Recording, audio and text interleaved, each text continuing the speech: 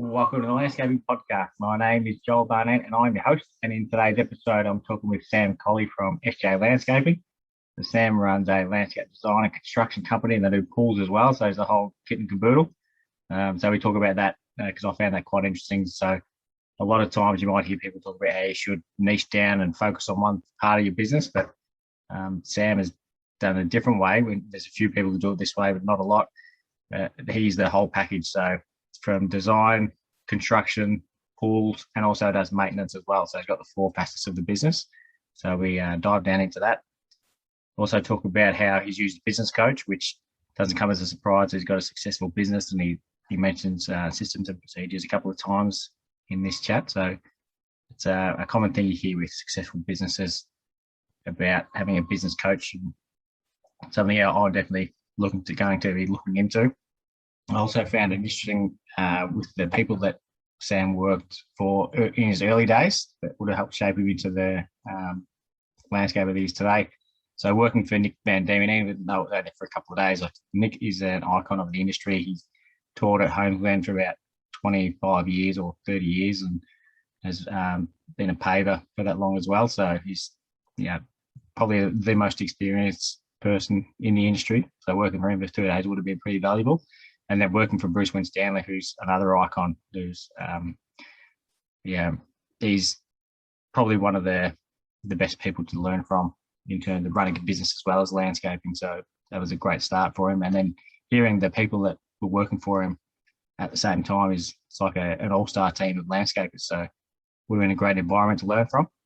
And also enjoyed talking to him about how he tracks his hours. So it's not just what I do in terms of having, we're at the job for each person is here for 8 hours, for example. It doesn't say what they're doing, whereas he breaks it down. So they might have been grouting for 2 hours, spreading mold for 3 hours.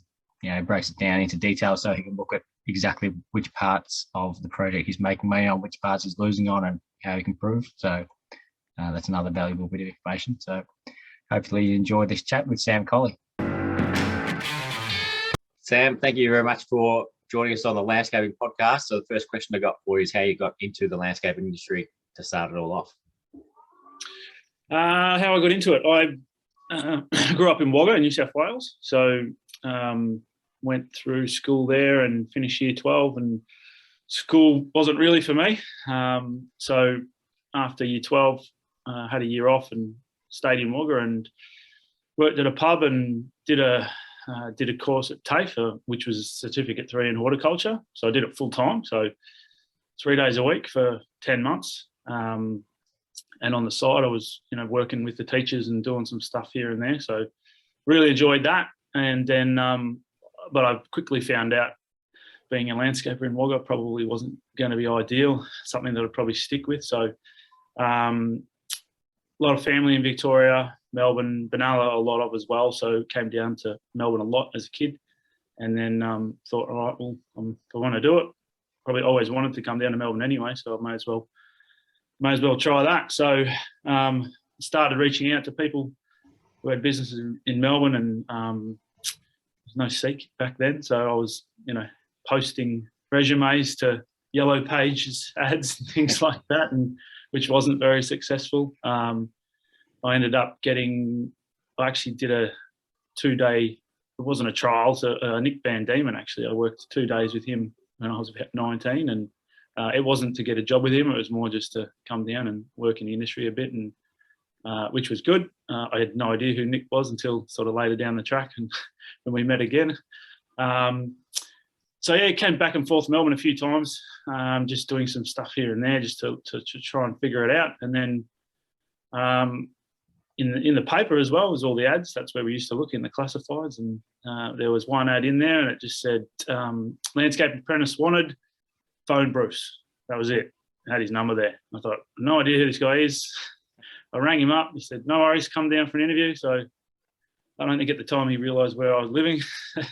But drove down the next day and went to one of his work sites and had an interview, and then the next day he offered me the job, and I let him know I had to move down, and that was a bit of an eye opener for him. But I had a lot of family here, so lived with my auntie in Pascoe Vale for a few months just to settle in, which was a big eye opener. Coming from a year off working at a pub, sleeping in a fair bit, it was hard getting up at 5:30 and driving to work and slogging it pretty hard all day, and then going home and hitting the couch, and that was it. So yeah, that was hard. Probably the first 3 months is the hardest I've ever worked, and yeah, honestly, probably 3 months in, I'd nearly kicked it in, just because it was, I'd find myself driving home, falling asleep against red lights and going, wow, this is hard. But I think it just, after 3 or 4 months, it just clicked and my body got used to it,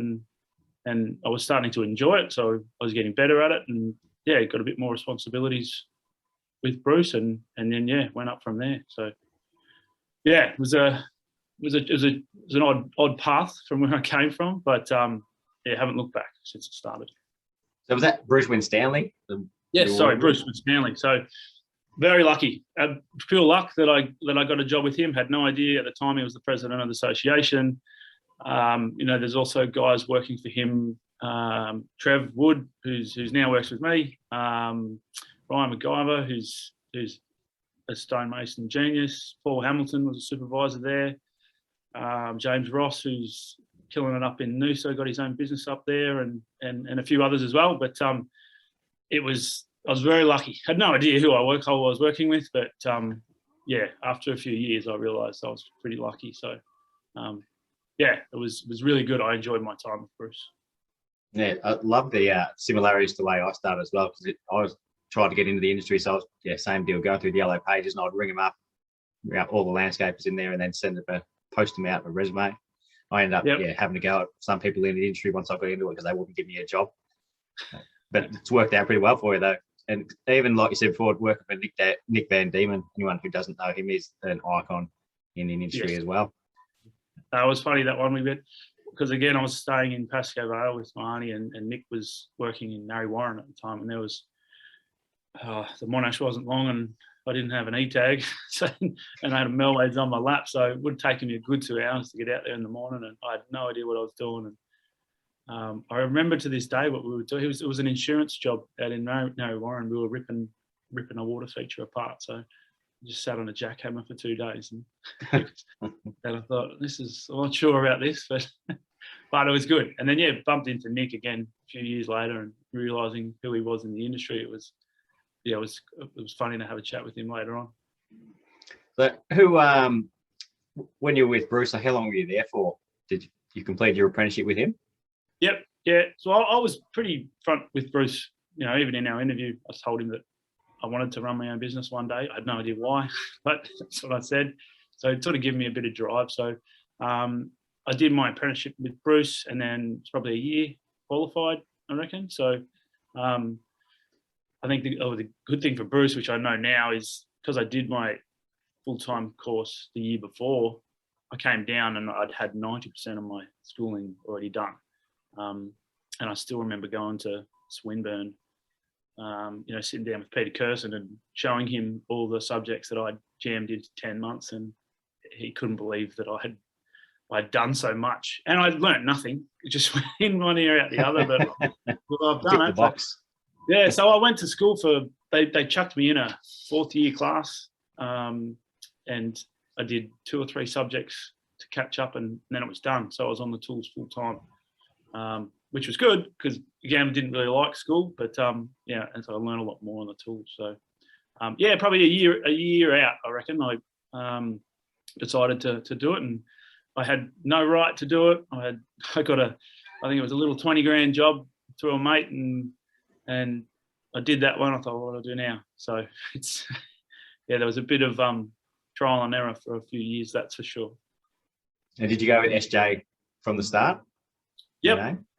Yeah, definitely. So that came. I get asked if I had my time again, I'd probably change the name, because it's when I say Esjay, they write the letter S and the letter J, which is where it comes from, because my middle name is Joseph, so it's an S and a J, Sam Joseph, which is where it comes from. But you're trying to say that on the phone, they write the letter S and J, and then you're trying to explain to them how it's spelt, and it's a bit of a pain, but too late now, down the track. But how old were you when you started?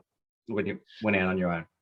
I started my apprenticeship in 2002 when I moved down here, and then I probably started when I was 25-ish, so yeah, 2007, something like that. So it was a while ago. Sort of the first 5 years of that, sort of write that off a little bit, doing little jobs, the honeymoon period where you got friends and family and footy club mates, and I did a bit of contracting back with Bruce as well, and probably at the time as well because Paul Hamilton, he went overseas when I went out on my own, and he went for a couple of years, I think he did.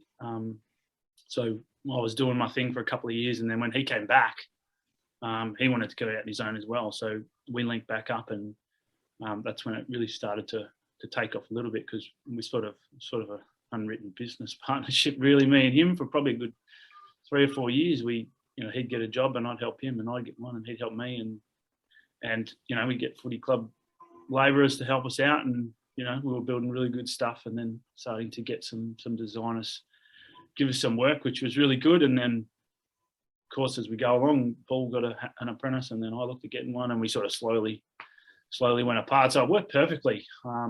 It was really good. Even to the fact, I think at the time I bought a truck and he bought a Bobcat, and then we just waxed it, and we did that up until only a couple of years ago. We sort of grew apart a little bit with that, but yeah, for a good 10 years that worked really well. So yeah, it was good. So where was the work coming from initially before the designers started giving you work, and how did you get to work with the designers? Well, Dave Bennett got us, because he did a lot of stuff with Bruce at the time, so he gave me a few little ones, which was good. Probably the good break I had, a good friend of mine, his dad was Frank Morton from Natural Pools, and at the time Frank still owned the company, and he was probably the best pool builder going around at the time, definitely the top couple. So I knew Frank through his son Tim, and thought, right, I'll reach out there, and yeah, they gave me one or two, which went really well. And not long after that, Frank sold the business, and we did a few others for them, but they sort of went away from that sort of side of it. So, and then, yeah, probably the biggest point was when I met Steve Taylor, actually. The same thing. I just reached out to him and said, "Give me one to do," and he gave me a go at one. I think the first one we did with Steve was a one we did in Caulfield, and it was a $300,000 job, and I had no idea what I was doing. And sitting down with Steve and trying to tell a client, I know what I'm doing, and this will be fine. But inside, I'm shitting myself. But that job ended up being awesome, and we won a lot of awards for it, and that sort of set the standard for my relationship with Steve, which went for a good 10 years after that. And still recently we just completed a couple of his as well. So yeah, that's been a big one. We've done a lot of Steve's stuff, and yeah, love working with his stuff. Yeah, and so I've judged a couple of, with the landscaping awards. I've done some judging for that and seen a couple of your projects up close, and the detail, their professionalism and detail of their construction is insane. So is that something that you learned from Bruce, or you just had that naturally in your personality? Definitely learned from Bruce. I mean, I had an eye for detail before I started coming into the industry. I was always pretty good with my hands, and I like doing things well. Even mowing the lawn as a kid, the lawns are nice and straight. I was pretty anal with those sort of things. But definitely going back to working with Paul and Trev and Ryan and those guys, they distilled it into me pretty heavily from the start. This is how it's going to be. And Bruce was like that too. He, if it wasn't right, he might not see it the day we did it, but eventually he'll see it. And if it's wrong, it's getting pulled up and getting redone. So better do it right the first time. So that's what I push into my guys. And early days working, with Hammer and that, it wasn't a problem because I was the one doing it. But as we're progressing in business and get staff, and I'm not on the tools anymore, it's a bit harder to keep control of. So it's been hard to let go of a few little things and realise not everyone's going to do it exactly how I want it, but there is still ways that are acceptable. So that's been a big learning curve for me. But again, having Trevor now as my construction manager, he's got the same sort of ethic around that. So we see stuff a lot more. So, but yeah, it's yeah, it's always been in my brain in regards to that sort of detail. Yeah. So how many staff do you have at the moment? We've got a bit of a mixed crew. We've got a reasonable sized business. We've got about 12 or 13 guys, but because we do sort of 4 different areas, we've sort of got 4 little businesses. So we've generally got sort of 6 to 8. Don't have as much construction staff as what I want at the moment, but the landscape construction is the main one. We've got 6 to 8 generally. I've got Ben, who's my head designer. He works with another one, Virginia, in the design team, and Emily, my wife, she sort of runs that side of it as well. We've got the pool side. I don't employ anyone full time on the pools, but I've got a full-time contractor who does all their tiling. And then we've got the maintenance arm. So Virginia, who's in our design team, she also is the maintenance manager. We've got a couple of casuals that run that, which we've only been doing the maintenance for probably the last 18 months. So yeah, sort of a lot of little, so all up, we've got about 13 of us, but Yep. yeah, it's kind of a lot of small businesses, which makes it a bit easier. Got to have the management side of it in place, otherwise it won't work. But yeah, it definitely makes it easier when they're a bit smaller. With the maintenance side of things, is that just doing your projects, or do you do others as well? Yeah, well, yeah. So it wasn't something I sort of been looking at doing maintenance for a long time, but I never had time for starters. But the opportunity came up with one of our guys she's a horticulturalist and she loves that sort of side of it. And we're always handballing all our stuff to some other guys, which was fine, and we still do a little bit, but predominantly now we hand over our projects, and Virginia, our maintenance manager, comes along to those handovers, and most of them roll into maintenance pretty easily. So it's a slow drip. We only do sort of 16 odd jobs a year, so we're not going to get all of them for maintenance. Yeah, we get most of the ones, but yeah, it makes it very easy to transition into. We don't really have to try. So I haven't started trying to launch out into getting maintenance clients from other areas. I definitely will sooner rather than later, but I want to make sure that the systems and procedures and stuff are set up and it all works before I go too heavy at it. Yep. So how did you start initially, going from 0 staff to working by yourself with Hammer to where you are now? Like, was it a daunting task on your first staff member? I don't think so, because I had the avenues of where the work was coming in from, and the footy club labourers unreliable a lot of the time, and what you pay an apprentice, you add it up for a year, it's a no-brainer to try and do. So it's definitely, one, no, that was fine. 2, that's probably when I thought, I've got to, whatever if it rains one day, where do I send them? What do I do? But I don't think I've ever once employed someone and then thought, I've got too many guys or I don't have enough work. So I always think about that when I'm going to look to employ someone. But it's never been a problem. But, there's not many around at the moment. So we're always looking, even if we're not. Someone comes across our desk that's good and fits our culture and is a good person, then even if we don't need them, we just put them on, because the works these days is not the hard part. It's the staff and getting the right ones is the tricky part. So it's interesting saying like that. It makes sense. You would usually think it's harder to get work than staff, but yeah, it's harder to get staff than work. Yeah, interesting. I still remember the days of getting down to 2 or 3 weeks of work, and I've got 5 guys with me, and that's stressful. I remember those days, but now it's a different kind. So we're telling staff, and then the lockdowns and material shortage, rain, it's absolutely pouring down right now. Yeah. But just can't get a run on. So I'm very conscious of letting clients down and projects going longer than what they should. But I've learnt to not be a yes man, and sometimes it's a hard conversation to have with clients, but you just got to tell them how it is, and they appreciate that. It's been in the position of just saying, yes, we'll get that done, and then working 7 days a week to get it done. And yeah, it's not a position that I want to be in or put my guys in either. It's an important part of it. Yeah, I've just gradually moved into that side of things now as well. Like just saying that like if you can't get it done, I'll say can't get it done because they're going to find out eventually, and you might put pressure on yourself and your guys to get things done as fast as you possibly can. You still don't meet the timeline, so everyone's grumpy and the client's not happy. So better off just being upfront and if someone's going to get upset, it'll be one person.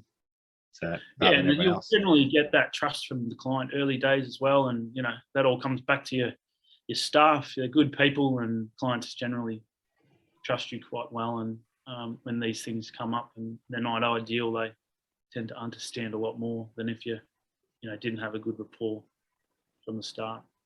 Okay. So how did you go about? Because you said you're not on the tools anymore. How did you transition into that? Was it like a black and white? All of a sudden you're off the tools, or did you start doing a couple of days a week? It was an opportunity, actually. I'm working on the tools and then coming home and working at night. That was the amount of hours that I had to do to keep that rolling. But it was a point where I couldn't physically do all the work and then do all the bookwork side of it as well, and the quoting and everything like that. So I started doing some business coaching probably about 5 years ago, which I still do today.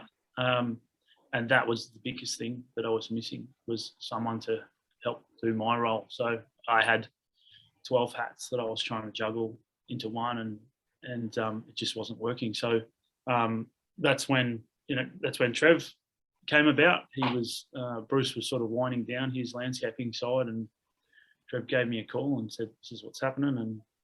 And we've been through those conversations a few times, me and Trev, in the last few years, but said, if Bruce is not happy with this, it's not happening. So it sort of worked really well. And he came and we had a sit down, and he's been awesome. He's been with me for 2.5 years now. And that's the reason why my maintenance can happen. The design team started.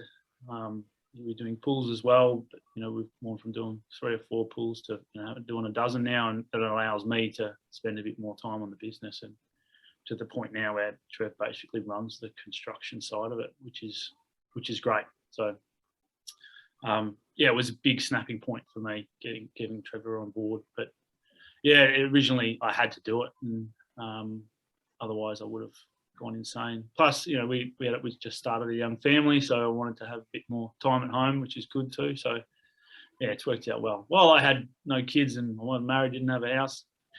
You work your ass off then to try and not when you get a family together. So do you do any of the designs yourself? Do you have any input in that? I'm not a good designer. I'm the structural man.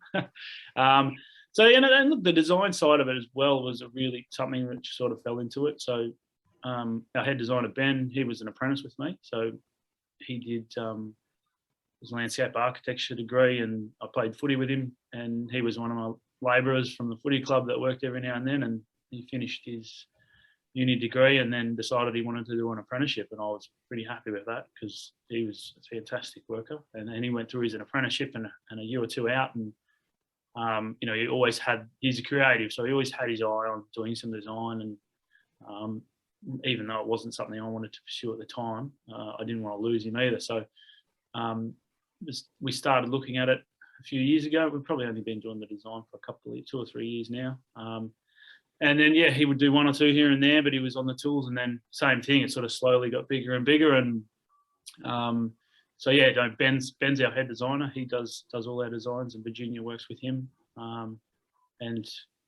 We've got some subcontractors on that sort of side of it that we handle some stuff to. And Emily, my wife, she runs that side of it now. So she basically looks after anything tech related in the business and the bookkeeping side, and she works closely with Ben on the design side as well.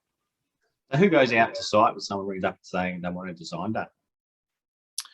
Ben does originally, so we've got a good process in place that we stick to, where clients will make that initial contact, and then we're pretty upfront. We've learnt working with Steve and Brett from Acre that the cost of projects early days is very hard to estimate, and getting that right is important, but very hard. So Ben having a background in the structural side of it was a big help. The cost side of it, he didn't, and that's still to this day something we work really hard on.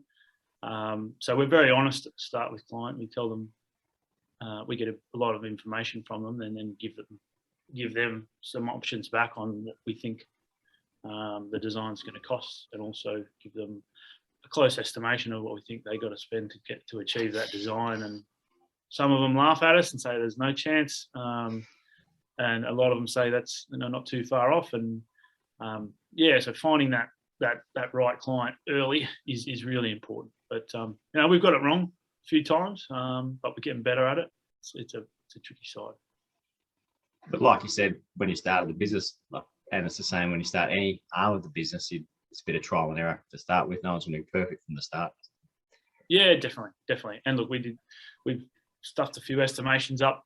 Even me being in the business for such a long time, I look at things and I'll estimate things, and then we'll do the design and then do a detailed quote and go, oh, I was a bit off there. So, and that's going to happen continuously, but as long as we communicate with clients about what's going on, then it generally works out pretty well.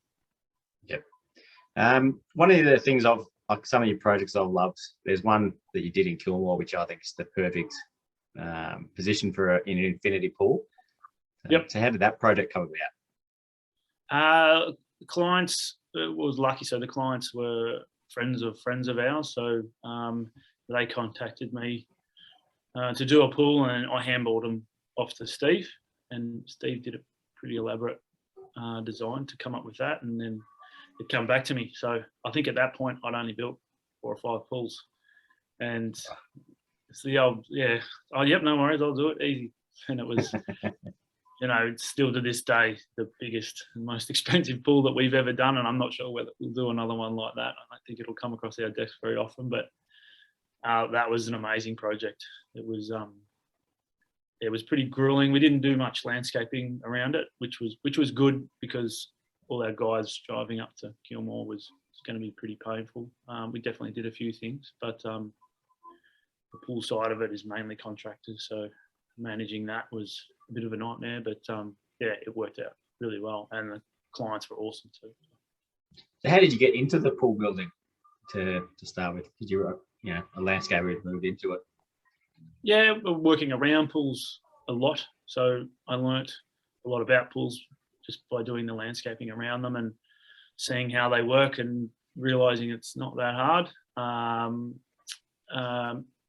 Have good contractors, that's for sure, and you've got to be well managed. But it's very, very different to the landscaping side of it.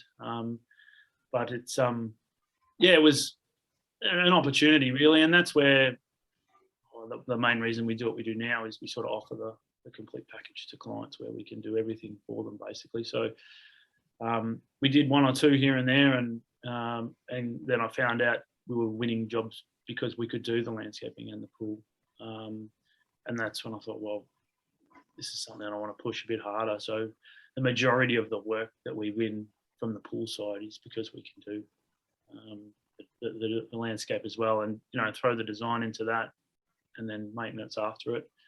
It's there's not many companies that do what we do. There's a few, but clients just want one throat to choke, quoting Steve Taylor, and they won't have to worry about it too much. And look, it works the other way. We've when we were landscapers alone, and we worked with some fantastic pool builders and designers, and it worked. But the clients definitely push towards getting one person to do the whole lot. Find that as well. Like even just with landscaping, because we do all aspects of landscaping, or organised like pool fencing if we don't do it. But we just had someone ring me just the other day saying they want to get paving around the pool done, and they've got some people recommended by the pool builders, but they only do the paving. So because we do all the other stuff as well, they prefer the less amount of people they have to deal with and get quotes for, the better it is. So it makes perfect sense. Yeah, and it allows us to, we get good budgets on things and spend allow for the time to get the detail right and for it to all work. Because that's what we sell to the client, is that it's a more of a seamless process. We can organise people to come in when we want, but we have to follow through with that as well. So another thing, I was scrolling on your Instagram, I saw that you did a design in Chiang Mai in Thailand. How did that one come about? Well, that was a social media one that we come through. Emily's a whiz with all the social media stuff. She controls all that. She does an amazing job there. We get a lot of our work through there, and that's where that one came from. So, there's an Aussie guy lives over there, and he contacted us and went through the process with Ben, and it was fine. It was hard initially, getting your head around. It was a pool and a landscape, and I remember sitting down and chatting with Ben about pool barrier regulations. I mean, there is none over there. So we were looking at going, well, hang on, what's our legalities around designing something that doesn't have a barrier? So, jumping those sort of hurdles. The communication was okay. It was a long process, the back and forths, but we learnt a lot along the way, but we got through it unscathed. And I think the plans for that only got finished a couple of months ago. So it'd be interesting to see, hopefully, some photos once it gets built. Yeah, I was just looking at the design. I was thinking, how would you know what plants to put in there? And I was wondering if, like, when whoever's building it gets the plans, I was thinking, look at this guy designing this plant in here. We have no idea what they're doing.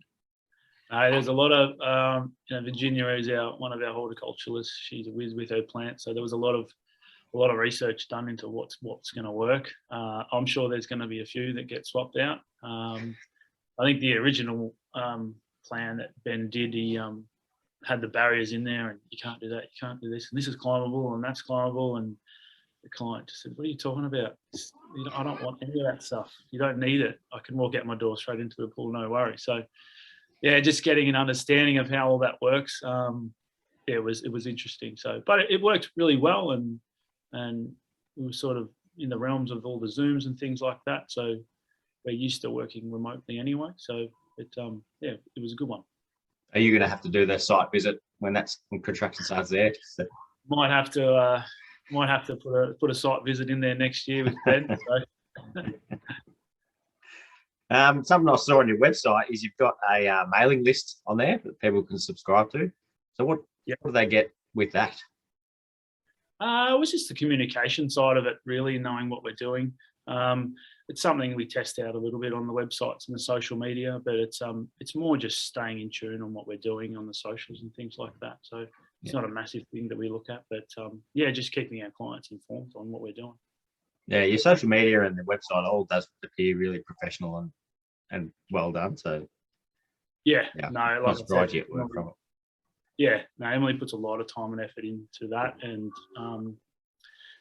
we have some disagreements sometimes about what we want to put on social media, and I like seeing progress shots and things like that, but our clients don't. They want to see finished nice photos. So I leave that to her. She does a really good job. And with the you've done a fair few awards. Have you got a favourite one that you've won?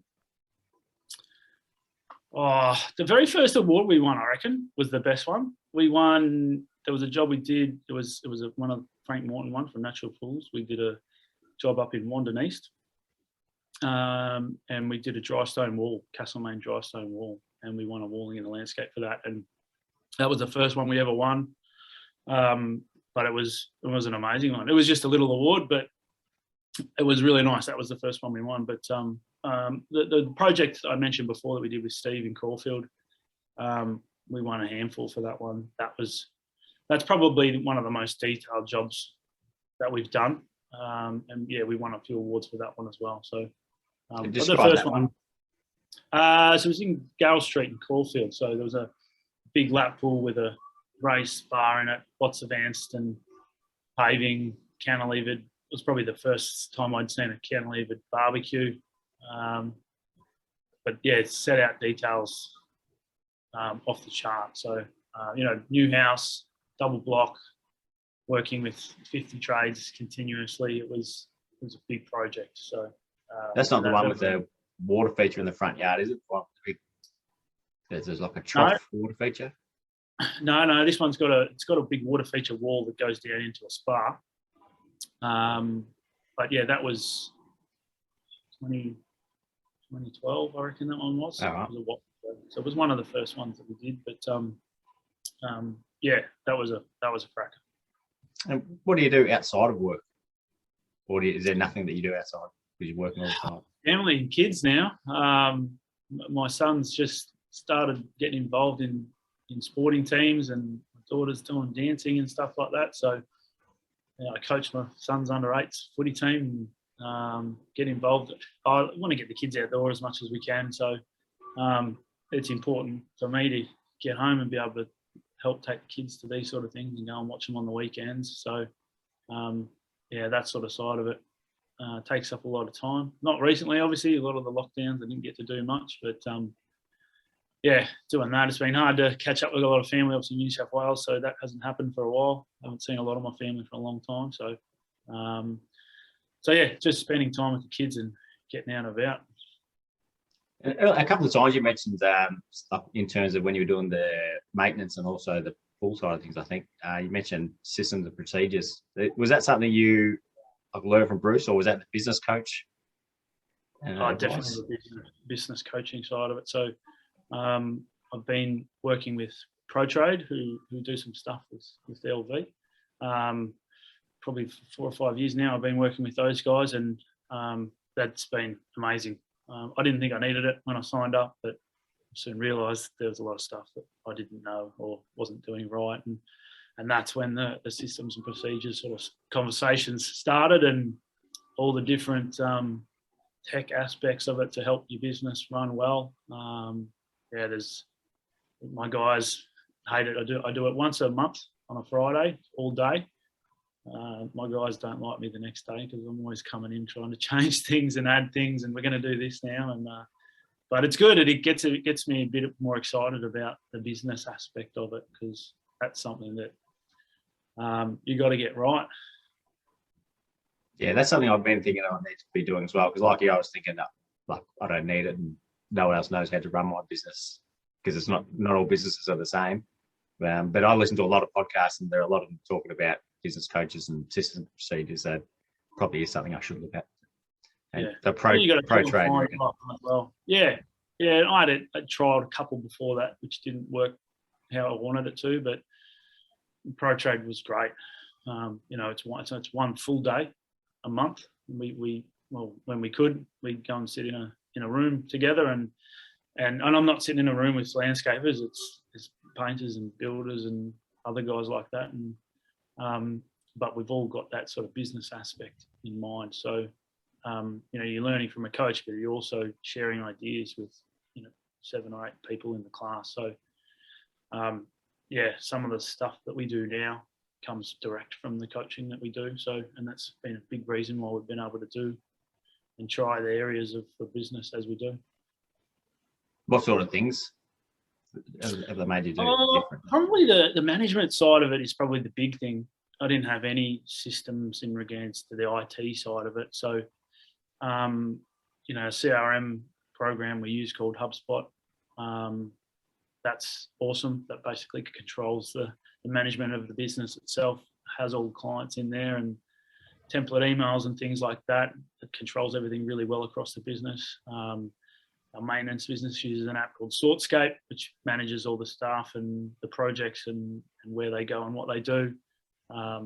Just the easy ones like Slack. We use Slack as a communication channel between the whole business, but we've got different channels in there that are job specific. We can put photos and things up. That makes things really good. I'm big on tracking, so it took me a long time to find a program that looked after that sort of side of it. So we use an app called T-Sheets that we customized ourselves a little bit as well, where tracking labour is one of the things that can make or break. Obviously, materials, we tracked that for a while, but the materials seem to just always work out quite well.